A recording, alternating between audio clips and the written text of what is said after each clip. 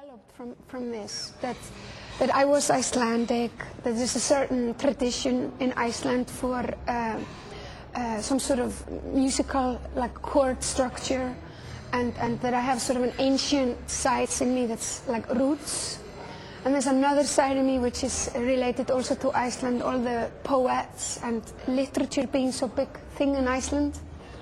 And then I think a big part of my music is the fact that I sneaked abroad 10 years ago and met all these guys in the Midlands in England, Manchester and Leeds, and that did electronic rhythms and started collaborating with those people.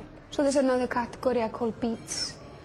And then there's a fourth category, which was a little riddle I've had to deal with all my life, which was that I was put to a school, academic music school, and I had sort of had a love-hate relationship with it, with classical music.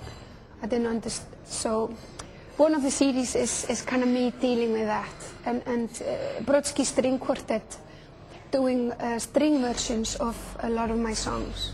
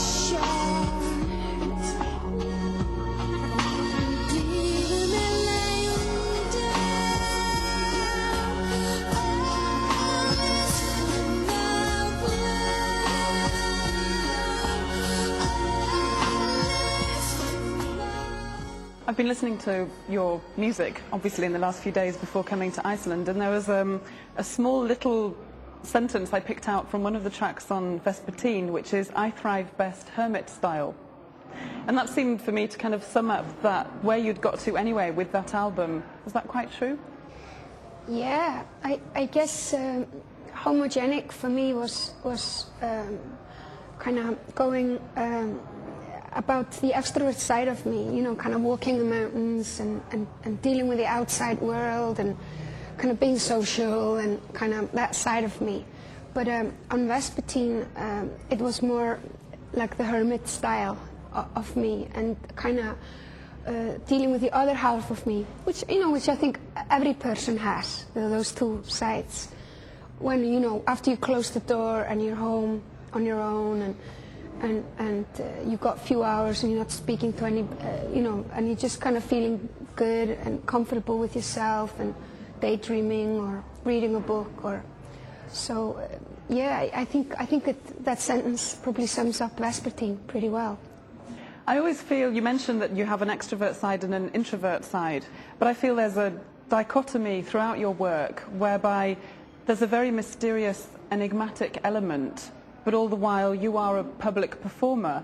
And even though we become very intimate with your music, which is quite intimate, we always kind of feel that behind it there's something that's still distant and quite far out of reach.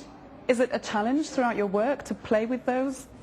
I believe that everybody are a little bit like this, you know, and that you have a side in you that even your absolutely best friend or your most intimate lover will never get into, because and I think it's good to celebrate that. It's not this kind of sad, lonely idea. I think we all have moments where the only person who is in our team is ourselves, you know.